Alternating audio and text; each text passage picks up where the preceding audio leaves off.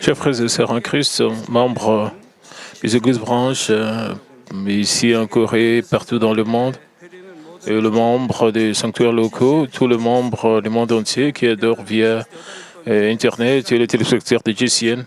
C'est la 18e session de la série des sermons sur l'enfer. Lors de la dernière session, je parlais d'une âme qui tomberait dans la tombe inférieure et recevrait sa punition en étant attachée à un poteau en bois. Il sera mordi par les âmes qui tomberont avec lui dans la tombe inférieure pour avoir blasphémé le Saint-Esprit. Dans la tombe inférieure se trouvent ces âmes qui reçoivent le même genre de punition en se torturant les unes les autres. Et par exemple, les gens qui confessent croire en Dieu, mais qui n'offrent pas la dîme entière, subissent également ce type de punition. Il y a une chaise à un certain endroit dans la tombe inférieure et sur la chaise se trouve une âme dont les mains et le pied sont étroitement liés. Sur un côté de sa poitrine se trouve une plaque qui dit « voleur ». Cela indique qu'il est un voleur qui a volé Dieu. Il y a beaucoup d'autres âmes debout autour de lui avec des pierres et des lances de bambou dans leurs mains. Avec cette âme sur la chaise, toutes ces âmes autour de lui sont aussi celles qui ont volé à cause de dîmes. Toutes ces âmes portent également la cuirasse qui dit voleur. Derrière et se trouvent des messagers de l'enfer qui les regardent avec leurs bras croisés, tenant un fouet dans une main, avec des yeux effrayants et injectés de sang. Ils surveillent les âmes qui reçoivent la punition. L'un des messagers ressembla à un chef et se moque de l'âme qui est attachée à la chaise. Il dit d'un ton moqueur: « Quand tu étais dans le monde, tu volais les dîmes pour les dépenser, pour manger, boire et assouvir tes désirs. Était si bon ?» Il donne alors un signal aux âmes qui se tiennent autour de lui. Au signal, il commence à jeter des pierres sur cette âme attachée à la chaise. Avec les pierres qui pleuvent sur elle, elle se couvre de sang de la tête aux pieds et c'est venu, mais ce n'est pas la fin. Ensuite, il transperce sans pitié cette âme avec des lances de bambou. En voyant cette scène cruelle, il devient également effrayé en passant. Qui sera le prochain? Et si c'était moi? C'est parce qu'ils subissent tous à tour de rôle la même torture, étant attachés à la chaise. Mais s'ils hésitent, ne serait-ce qu'un peu un instant, ils seront impitoyablement flagellés par les horribles messagers de l'enfer qui regardent par derrière.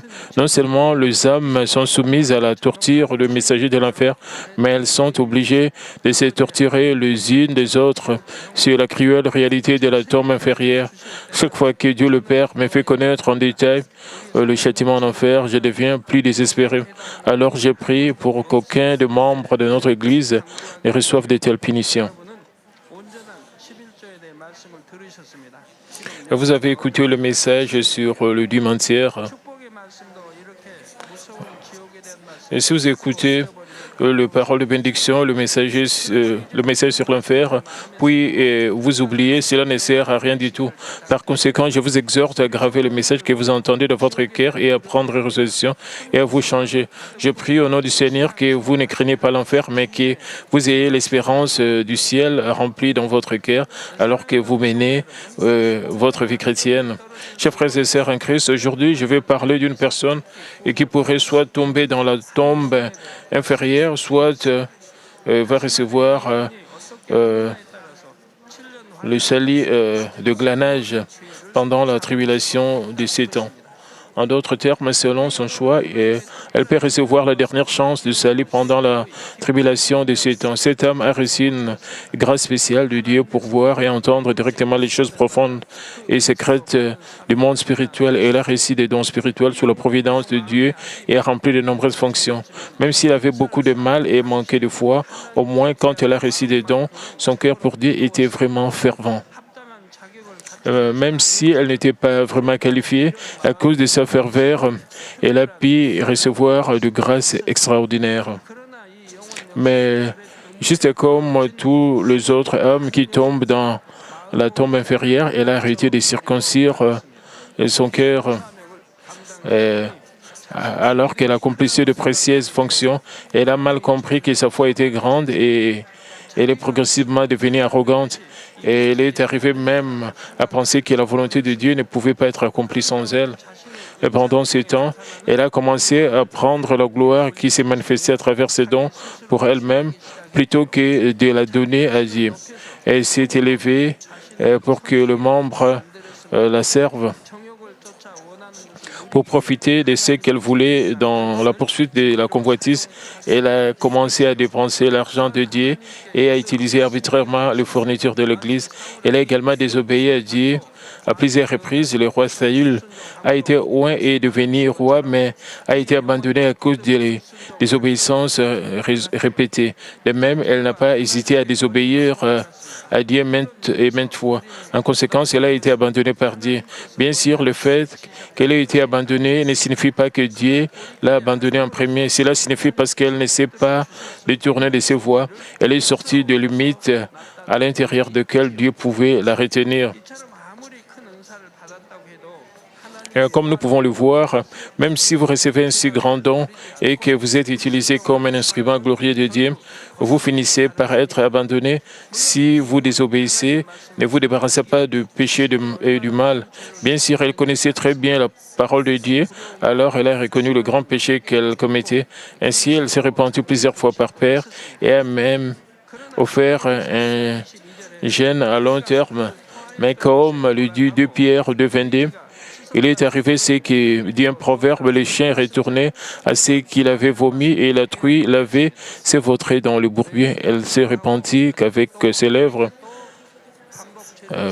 Et pourquoi si vous dites que vous repentez, puisque vous détournez, que vous commettez des péchés encore, vous préférez de ne pas vous repentir. En d'autres termes, il s'agit de se moquer de Dieu et de le tromper alors qu'elle répétait le même péché. Son mur de péché devenu de plus en plus haut par suite de son arrogance, sa cupidité et sa convoitise. Elle a continuellement commis des péchés. Finalement, Dieu s'est détourné.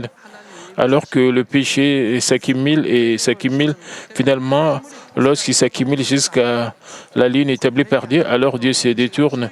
Si vous détournez, alors peu importe combien vous essayez de vous repentir, vous ne pourrez pas le faire. Même si vous essayez de vous repentir, même si vous gênez, cela ne sert à rien. Si vous vous détournez déjà, vous ne pourrez plus recevoir l'œuvre du Saint-Esprit à partir de ce moment-là. Vous ne pouvez pas recevoir la grâce de Dieu ou la grâce du Seigneur. Vous ne pouvez même pas obtenir l'aide des anges. Cela ne peut pas être fait tout seul. Satan n'a pas manqué cette chance. Il a simplement consommé. Il avait l'habitude d'être un instrument pour le royaume de Dieu, mais maintenant, il est devenu un instrument de Satan, se tenant contre Dieu.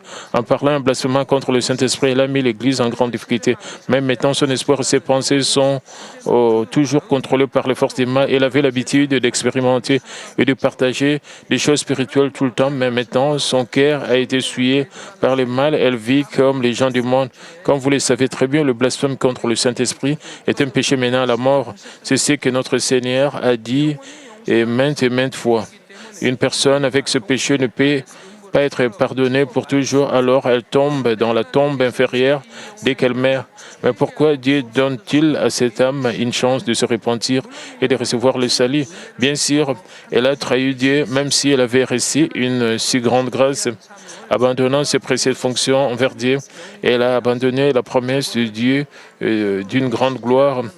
Vous devez savoir, Dieu déteste la trahison. Si vous lisez la Bible, personne qui a trahi dans l'Ancien et le Nouveau Testament n'a été sauvé. Donc, veuillez garder à l'esprit et ceci lorsque vous lisez la Bible.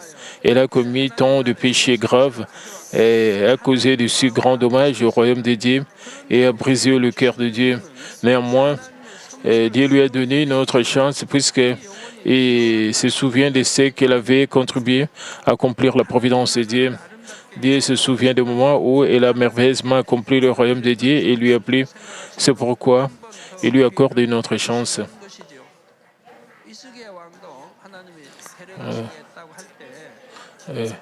comment le roi Ézéchias a-t-il persuadé Dieu quand Dieu a dit qu'il le prendrait?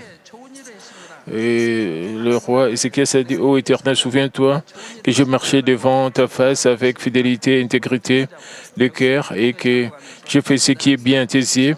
Et Ézéchias répandit d'abondantes larmes. Il a confessé les bonnes choses qu'il avait. Bien sûr, et comme il a confessé en tournant son visage contre 1000, et il confesse les bonnes choses qu'il a faites, alors ne voyez-vous pas que la vie est prolongée? Et la vie est prolongée de 15 ans à cause de la miséricorde. Donc tout le monde, quoi qu'il arrive, nous devons construire la bonté et faire du bien, et faire ce qui est bien. Nous devons vraiment accumuler la bonté, pas le mal. Parce que le mal est toujours... il y a le résultat de rétribution, de punition. N'est-il pas dit que Dieu se souvient, rendra sûrement le bien le moment venu? Quoi qu'il en soit, nous devons toujours faire de bonnes choses. Mais vous ne pouvez pas accumuler le mal. Le mal a toujours un châtiment. Mais même pour ceux qui ne croient pas en Dieu, de plus, ceux qui croient doivent être jugés et ils recevront les rétributions. Cependant, les bonnes personnes sont bénies selon ce qu'elles ont fait. Vous pouvez le voir clairement en regardant l'histoire. Cette chance est de faire face à la grande tribulation de 7 ans, de mourir en martyr. Bien sûr, c'est jamais facile. J'ai déjà parlé en détail de la tribulation de 7 ans dans les enseignements sur l'Apocalypse. Alors, permettez-moi de l'expliquer brièvement dans le message d'aujourd'hui. Il y a environ 2000 ans, notre Jésus a brisé le pouvoir de la mort et ressuscité. Il est ressuscité après 40 jours. Il est monté au ciel, tandis qu'il y a de nombreux disciples le regardaient maintenant. Il est assis à la droite du trône de Dieu, le Père. Lorsque le temps viendra et que la culture humaine sera terminée, il apparaîtra dans les airs avec de nombreux armées célestes et anges et ceux qui ont été sauvés en premier et qui restent dans le lieu d'attente du ciel. Si vous regardez la Bible, à quel point la scène de sa venue, et avec les sons de la trompette de l'archange splendide, n'est-ce pas? À ce moment, là, ceux qui reçoivent le Seigneur en étant vivants sont enlevés dans les airs. C'est ce qu'on appelle enlèvement. Ceux d'entre vous et qui reçoivent le Seigneur de leur vivant seront élevés après avoir été transformés en un corps spirituel et comme celui-ci, puis dans les airs, le banquet de noces de 7 ans pour le Seigneur et ses croyants est tenu. Et cette heure, l'air fait référence à notre deuxième ciel. En revanche, sur cette heure se déroule une tragédie sans précédent dans l'histoire de l'humanité. Après l'enlèvement, le monde tombera dans le chaos et la troisième guerre mondiale éclatera également. Au cours de la tribulation de 7 ans, la terre se transformera en ruine et la plupart de la population mondiale mourra. Est-ce bien écrit dans le livre d'Apocalypse? Un enregistrement détaillé apparaît. Un tiers est mort et un autre tiers de l'humanité est mort et certaines catastrophes ont été enregistrées, sont mentionnées en détail et le livre de l'Apocalypse a été expliqué en détail dans le sermon. Comme la terre est détruite et contaminée, et il devient difficile d'avoir de l'air à respirer, de l'eau à boire en raison du manque de marchandises. Les prix vont en flèche et il devient donc également difficile d'obtenir le produit de première nécessité. Et de plus, pendant ces années, les nations s'affronteront continuellement au sujet de leur intérêt. Ce sera la même chose entre les différentes régions. Les individus de telles tensions continuent comme une bombe à retardement et qui a été installée dans la terre. Le cœur des gens devient de plus en plus mauvais. Dans de telles circonstances aussi misérables, les gens vivent dans la peur et la terreur, ne sachant pas quand ils mourront, ils trouvent leur vie elle-même douloureuse. En plus de cela, pendant les 7 années, il y a d'énormes persécutions contre les croyants du Seigneur. Parmi ceux qui ne parviennent pas à être enlevés et restent sur cette terre, il y a beaucoup de gens qui allaient à l'église. Ils ne parviendront pas à être enlevés parce qu'ils ne mènent pas une vie chrétienne dans laquelle ils sont spirituellement éveillés. C'est-à-dire qu'il y a beaucoup plus de personnes qui n'ont pas été enlevées que de personnes qui ont été enlevées. De plus, il y aura beaucoup de gens qui ne sont pas allés à l'église, mais qui ont entendu parler de la tribulation de 7 ans. Et quand ils voient l'enlèvement se dérouler tel qu'il est mentionnés dans la Bible, ils sont rejetés par une grande peur. C'est alors seulement qu'ils se repentent de ne pas avoir vécu selon la parole de Dieu. Ils essaient de trouver un moyen de recevoir le salut. Mais il n'est jamais facile de recevoir le salut dans le monde qui est complètement pris en charge par l'ennemi diable et Satan. Les forces de ténèbres, y compris les mauvais esprits, ils consommeront et manipuleront le cœur des gens plus fortement qu'auparavant, tout en tenant ce pouvoir de l'air. Ils se battent avec l'archange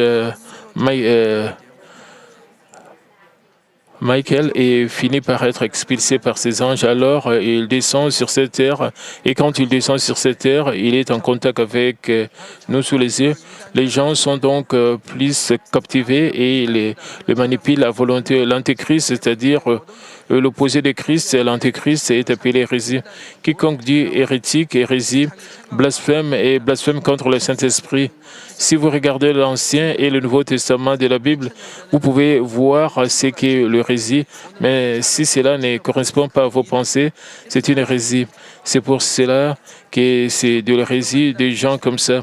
Et cela signifie que les antéchrists sont des hérétiques, ceux qui s'opposent au Seigneur, réunissent le Seigneur et s'opposent à lui. En particulier, ils inciteront l'antéchrist à s'opposer à Dieu. C'est leur dernier effort. Après l'enlèvement, les forces de l'antéchrist géreront le chaos mondial en se basant sur la puissance politique, économique et militaire. Dans ce processus, ils affirmeront la paix et l'ordre et feront oublier aux gens l'enlèvement. Maintenant, lorsque l'enlèvement se produit, les croyants sont enlevés et disparaissent soudainement. Si ce n'est pas une femme, vous pouvez voir que le mari disparaît, les enfants disparaissent et le pasteur est enlevé et disparaît souvent. Le monde entier est très fluctuant. Ainsi, à propos de la tribulation de ces temps dont j'ai entendu parler une fois, je connais à nouveau le ciel et l'enfer. Dans combien de chaos allez-vous tomber?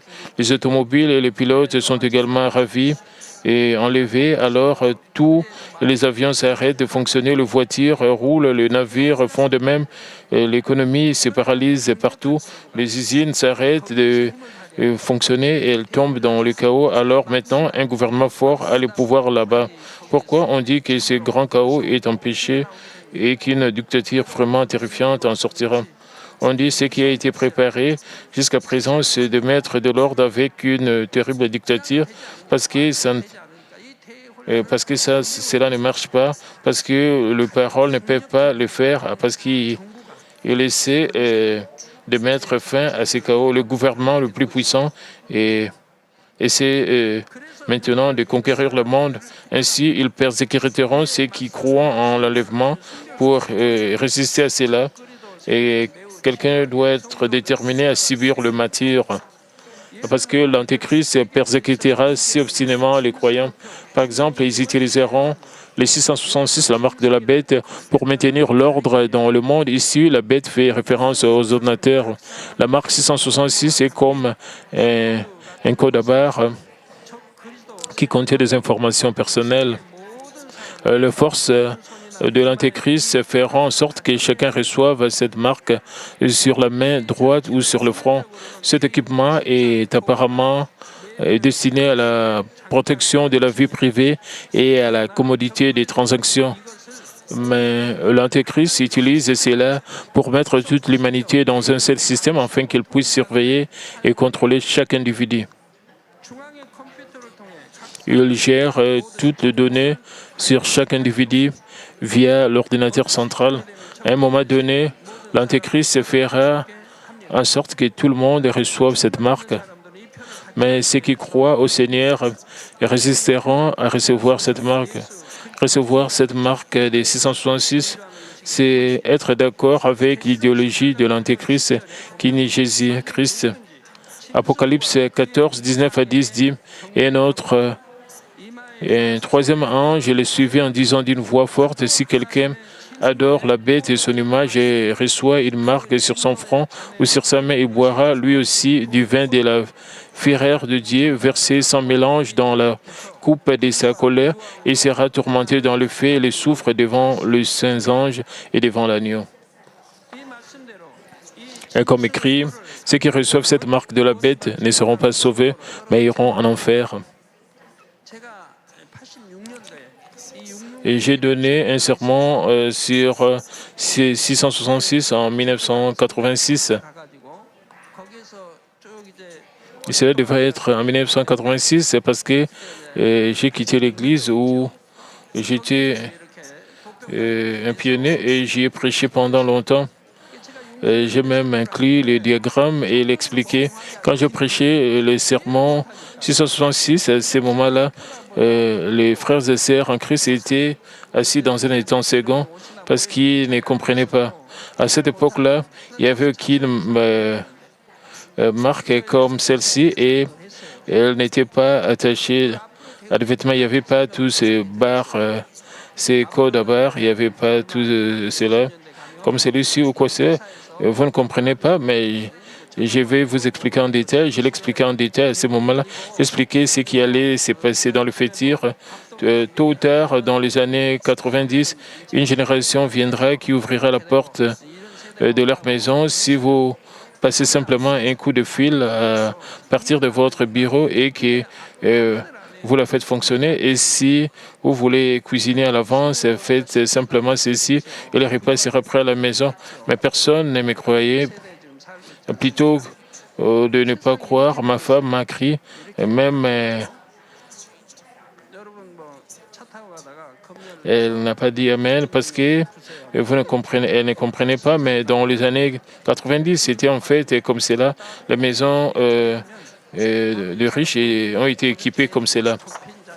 Nous ne vivons pas dans cette génération maintenant. Le monde a tellement changé, évolué comme ça. Chers frères et sœurs, si on vous demande votre carte de résidence, carte de résidence au poste de contrôle en conduisant et que vous leur donnez votre carte de résident, vos informations personnelles ne sortiront tel pas tout de suite. Lorsque la police obtient une carte d'enregistrement des résidents, elle découvre immédiatement si cette personne est un criminel, un voleur, un fugitif ou quel est son travail. Si vous prêchez ainsi maintenant, vous comprendrez. Selon ces paroles, ceux qui reçoivent la marque de la bête ne seront pas sauvés, iront en enfer, mais il n'est jamais facile d'y résister. À ce moment-là, il sera pratiquement impossible de vivre sans recevoir cette marque. Par exemple, personne ne peut acheter ou vendre sans cette marque, et donc ils ne peuvent pas acheter des produits de première nécessité comme la nourriture. De plus, leur identité n'est pas vérifiée. Ils ne peuvent pas voyager. Et surtout, les forces de l'Antéchrist traqueront ceux qui ne l'ont pas réussi et les forceront à recevoir à ce stade non seulement leurs voisins, même les membres de leur famille signaleront ces personnes. Les gens se moqueront de ceux qui n'ont pas reçu la marque. Ils les détesteront et les considéreront comme une abomination. Certains croyants entrent dans la clandestinité ou s'enfoncent profondément dans le montagne pour échapper aux forces de l'Antéchrist. Ils vivent ensemble pour continuer leur vie de foi, même s'ils sont si loin de villes, cachés dans le montagne profonde. Les forces de l'Antéchrist les retrouveront à l'aide d'équipements à la fine pointe avec la technologie de pointe. Ils peuvent détecter ces personnes, même si elles se trouvent dans des montagnes profondes ou profondément sous terre. Même de nos jours, nous pouvons facilement connaître l'emplacement d'une personne grâce à des téléphones portables ou par satellite. Chers frères et sœurs en Christ, disons que vous partez en voiture, ensuite, disons que vous allez secrètement quelque part au milieu de la montagne. Si vous essayez de retrouver la voiture, cela sera fait en un rien de temps, puisqu'il y a un numéro de voiture. Si vous le suivez, vous pouvez suivre la voiture où la voiture va en ce moment. Avec le GPS dans une voiture, nous pouvons facilement arriver à un endroit où nous ne sommes jamais allés. Et toutes ces formes d'équipement qui nous inventons pour notre commodité se transformeront en moyens de contrôle de personnes. Lorsque l'Antéchrist trouvera ces personnes cachées et essaiera d'abord de le persuader, mais s'ils n'écoutent pas, ils les amèneront dans un lieu de torture.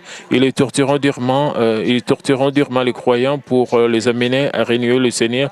S'ils deviennent martyrs, ils peuvent être sauvés, mais l'Antéchrist ne le laissera pas mourir facilement.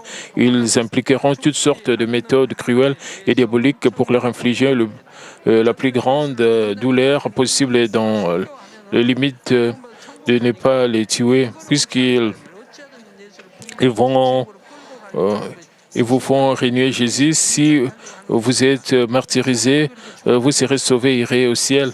Et donc, ils ne veulent pas cela. Quoi qu'il en soit, ils iront en enfer en régnant Jésus parce qu'ils essaient de régner Jésus, parce que Satan est responsable de cela, c'est-à-dire de torturer pour ne pas mourir, mais infliger le plus de douleur possible. Permettez-moi d'expliquer brièvement le processus avant que ces gens n'amènent des croyants dans une salle de torture. Ils leur montreront d'abord une vidéo. C'est la vidéo de ceux qui seront arrivés plus tôt en train d'être torturés. Ils peuvent également entendre le cri douloureux et les hurlements aigus des personnes torturées. Après leur avoir fait regarder cette vidéo, ils essaieront de leur persuader avec de paroles douces. Si vous renouez Jésus, nous vous laisserons vivre comme si vous étiez au ciel dont vous parlez. À ce stade, certains croyants sont terrifiés, d'autres sont trompés par leurs paroles douces, alors ils renouent le Seigneur. Et ils montrent la vidéo pour leur faire terrifier la vidéo. Et en avance, donc, il montre la vidéo pour instiller la paix à l'avance. Il vous montre l'écran. Et quand vous avez l'habitude de torturer, dans les années 70, et vous attendez juste des cris provenant de la pièce voisine, vous attendez un cri énorme. C'était des fausses confessions. Il y avait beaucoup de telles choses. Il force les gens à faire des fausses confessions. S'ils rejettent fermement cette offre, et ce qui les attend, c'est une salle de torture. Alors qu'ils entrent dans la force de torture, ils voient une machine horrible. Cette machine exécute automatiquement la torture, recevant les données à leur sujet via les ordinateurs. Avant que la torture ne commence, alors qu'ils sont allongés sur la machine à torturer, un haut-parleur installé dans un coin de la pièce et les exhorte à nouveau à renouer le Seigneur. Et s'ils ne demandent toujours pas, ils ne renouent toujours pas le Seigneur, la machine décolle très lentement leur peau en commençant par leurs doigts. Ils enlèvent leur peau, la peau de leurs doigts. À ce stade, certains cèdent impuissants en disant qu'ils renoueront Jésus. Ceux qui ne renient toujours pas le Seigneur, même pendant la torture, l'orateur dit « Renouez Jésus, alors vous vivrez ». Autre que ce genre de torture, il y a aussi des tortures de casser toutes les articulations du corps. La douleur d'une telle torture est atroce, mais elle ne tue pas. Et on enlève la peau et maintenant, disons que vous saupoudrez de poudre de piment rouge ou quelque chose comme cela. Combien cela est dire pénible et douloureux. Si vous n'écoutez pas, alors ils vont casser les articulations de votre corps et couper les doigts, les orteils, le bras, les jambes, verser de l'huile bouillante sur le corps. Certains croyants surmontent la douleur lorsqu'ils sont eux-mêmes torturés, mais lorsqu'ils voient leurs parents âgés ou leurs petits-enfants torturés sous leurs yeux, ils cèdent. Ils abandonnent tout simplement car ils voient leurs proches souffrir et pleurer d'une douleur extrême. Même s'ils sont extrêmement pénombrés, peu de personnes au cœur droit et ferme torturent et les tentations surmontent fermement et ceux qui gardent leur foi en étant martyrisés et de cette manière rejoindront les rangs des sauvés même s'il est tard. Pourtant, ils ne vont pas dans de bonnes demeures dans le ciel. Alors, quel genre de torture cette âme dont nous avons parlé aujourd'hui recevra-t-elle? Nous en reparlerons lors de la prochaine session. Chers frères et sœurs, Dieu est le Dieu de la justice. Lorsqu'il donne à chacun une chance de salut, il ne discrimine ni ne fait preuve de favoritisme envers qui que ce soit. Il leur donne la possibilité de recevoir le salut selon leurs actes sur la base de la justice. Apocalypse 2, 23, la dernière partie dit « Et toutes les églises connaîtront que je suis celui qui sonde le rein et le cœur. Et je vous rendrai à chacun selon vos œuvres. » C'est Dieu qui donne tout. Dieu, c'est toute chose. Et Dieu dit, je vous rendrai chacun selon vos ordres et nous rend selon nos œuvres. Ainsi, nous devons être très prudents avec nos paroles. Nous devons vraiment surveiller nos bouches. Pourquoi? Il est bon pour nous de nous repentir parce que nous nous souvenons de nos péchés que nous avons manifestés dans nos actions. De plus, le croyant ne se répand-il pas tout de suite s'il commet n'importe quelle sorte de violence. Cependant, comme il existe de nombreux cas où nous ne pouvons pas nous souvenir des paroles que nous prononçons par nos lèvres, nous ne pouvons pas nous repentir, même si nous commettons un crime ou un péché. Et ceux qui ne se répandent pas doivent être interrogés les jours du jugement. Ceux qui se répandent ne sont pas interrogés parce qu'ils sont pardonnés, mais ceux qui ne se répandent pas sont interrogés. Alors c'est un problème parce que vous ne vous souvenez pas des paroles que vous avez prononcées avec vos lèvres. Les gens charnels ne peuvent pas se souvenir des paroles parce que ce sont des paroles qui viennent de leur pensée. Parce que je vois des gens qui ne se souviennent pas tout de suite de ce qu'ils ont dit. Je le vois souvent. Si je dis tout de suite, je vois pas de mal des gens qui disent non, je n'ai jamais dit cela. Peut-être vous voyez beaucoup de gens comme ça aussi autour de vous, des gens qui disent qu'ils ne l'ont pas fait, même s'ils n'ont pas fait tout de suite. Je ne l'ai jamais fait parce que je ne me souviens pas. Je l'ai fait clairement. Si quelqu'un est à côté de vous et vous demande si vous ne l'avez pas entendu auparavant, vous avez dit que vous l'aviez entendu, mais il a dit qu'il n'avait pas fait parce qu'il ne s'en souvient pas. Alors, si les paroles que vous avez prononcées sur vos lèvres étaient mauvaises, même si vous jugez, condamnez, chuchotez sur les autres, c'est un problème parce que vous ne pouvez pas vous repentir, parce que vous ne pouvez pas vous en souvenir. Ainsi, si vous vivez selon la parole de Dieu, vous n'avez aucune raison de vous repentir, même si vous dites une parole, la vie et la mort dépendent d'une seule parole de vos lèvres. Vous ne devriez donc pas le dire naturellement. Et les paroles, c'est bien.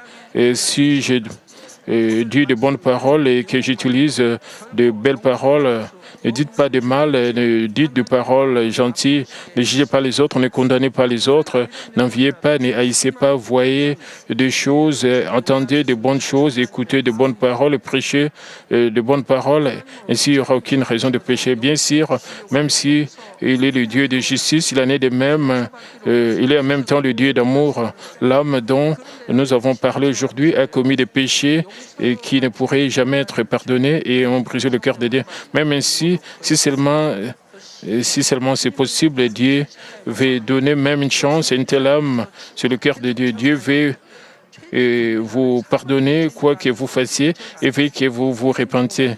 Ainsi, vous voulez être pardonné. C'est pourquoi je vous l'ai dit, même si en vivant une vie chrétienne comme celle-ci, ces péchés impardonnables, tels que les blasphèmes contre le Saint-Esprit, et la désobéissance, le blasphème et d'autres cas qui crucifient sévèrement le Seigneur, vous savez que c'est un péché. Et vous continuez à construire un mur de péché, même si vous savez que c'est un péché. Il est difficile d'être pardonné dans ces cas. Et maintenant, il y a aussi une ligne que Dieu a établie pour ces choses. Si vous atteignez un certain point, alors Dieu vous ignore complètement. Pas de pardon. Alors, je ne peux même pas avouer, mais je ne peux pas sortir avec contrition. Vous ne pouvez pas le faire, peu importe à quel point vous essayez. C'est pourquoi vous ne pouvez pas être pardonné dans les cas. Et dans ces cas, Dieu vous a déjà jugé comme devant aller en enfer. Et dans ces cas, peu importe combien quelqu'un prie, cela ne sert. Et c'est pourquoi la Bible dit que ceux qui ont commis des péchés menant à la mort, vous ne devriez pas prier pour eux parce que c'est inutile. Chers frères et sœurs, pourquoi tomberons-nous dans la grande tribulation de ces temps? N'imaginez même pas cela. N'y pensez même pas. Ne pensez même pas comment avons-nous vécu notre vie chrétienne? Comment pouvez-vous vivre une vie chrétienne pour tomber dans la tribulation de ces temps alors que vous avez vu et entendu tant de choses et que vous avez entendu, expérimenté tant d'œuvres? Vous ne pouvez pas le faire. Ne blessez pas le cœur de Dieu qui veut sauver jusqu'une seule âme sans tomber dans l'enfer ou la tribulation de ces temps. aussi les jeunes gens. Dans Psaume 35, 11 à 13, David a confessé, de faux témoins s'élèvent et m'interrogent sur ce que j'ignore. Ils me rendent le mal pour le bien. Mon âme est dans l'abandon et moi, quand ils étaient malades, j'ai revêté un sac, j'ai mêlé mon âme pour les jeunes, j'ai prié la tête penchée sur mon sein, même en tant que simple créature de Dieu, un homme dont le cœur ressemble à celui de Dieu peut faire preuve de bonté envers son ennemi qui lui a rendu le bien par le mal. Quand son ennemi est tombé malade, il a gêné pleurer. Alors, à quel point le cœur de Dieu serait-il plus miséricordieux? Il ne fait aucun doute que son cœur serait bien plus miséricordieux, qui a une bonté plus forte qu'un homme aussi bon, démontre le plus haut niveau de la bonté. Il en va de même pour l'amour. Je vous exhorte à toujours vous revêtir de cet amour, à vous éloigner du mal et à ne faire que le bien. Je vous demande de devenir des croyants capables de consoler les cœurs, de consoler les pères qui se soucient du mal. De plus, j'ai prié aussi au nom du Seigneur que vous ayez la bonté et l'amour de Dieu et que vous deveniez le fruit de la nouvelle Jérusalem et que vous lui donniez de la joie pour toujours. Prions tous concernant ce message. Père éternel, merci encore pour ce message combien important. Permets que nous puissions toujours vivre selon ta parole, que nous ne puissions pas tomber dans la grande tribulation de ces temps, mais que nous puissions plutôt marcher dans la vérité, que nous puissions nous débarrasser de tout ce qui est mire de péché, que nous puissions marcher dans la vérité, que nous ne puissions pas blasphémer contre le Saint-Esprit, mais que nous puissions prononcer des paroles de foi, que nous ne puissions pas prononcer des paroles qui vont compliquer nos vies, mais que nous puissions toujours prononcer tout ce qui est positif, tout ce qui est bien. Père, permet que nous puissions marcher dans la lumière, dans la vérité, pour te glorifier au nom de Seigneur Jésus-Christ. J'en sais prier. Amen. Maintenant, c'est le temps pour recevoir la prière pour le malade. Si vous êtes malade, posez vos mains sur votre malade. Si vous n'êtes pas malade, posez votre main sur votre portée pour le désir de votre cœur. Alléluia, Dieu Tout-Puissant, Dieu d'amour, s'il te plaît, pose ta main sur tout le croyant qui reçoit cette prière maintenant. Montre tes œuvres sur tout ce qui reçoit cette prière, sur GCN Internet, sur les églises, branches et sanctuaires locaux, sur tous les enfants de Dieu partout à travers le monde. Donne-leur la foi de croire du fond de leur cœur, chasse tout ce qui est pensée négative et doute, chasse tout ce qui est test et épreuve. De pied jusqu'à la tête, le partie interne, de jointure, le tissu, le cellule, dans tout le parti malade, consumé avec le feu du Saint-Esprit et avec la lumière originelle. Au nom de Jésus-Christ, j'ordonne à l'ennemi, diable et Satan, toutes sortes de maladies, germes, virus, infirmités, quittez-les. Que la lumière brille. S'il te plaît, consume toutes leurs malades. En phase terminale, le malade incurable avec le feu du Saint-Esprit chasse tout ce qui est maladie endémique, y compris la malaria. Toutes les maladies contagieuses, telles que le rhume, la grippe et la fièvre, qui te les protège de toutes sortes de germes et de virus.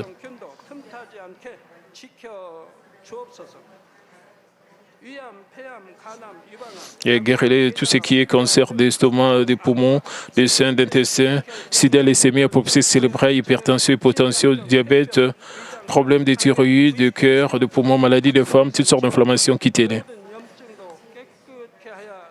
Guéris tout ce qui est polio, AVC, arthrite, hernie discale, douleurs dorsales, maux de tête, névralgie, toutes sortes de douleurs puissent disparaître. Épilepsie, autisme, dépression, névrose et autres maladies mentales, quittez-les. Toutes sortes de paralysie. Et soient guéris, que le paralytique se lève et marche, que leurs yeux puissent bien voir, que les oreilles puissent bien entendre, que les aveugles voient, que les muets parlent, que les sourds entendent. Guéris tout ce qui est effet secondaire de toutes sortes d'accidents et guéris leurs os fracturés.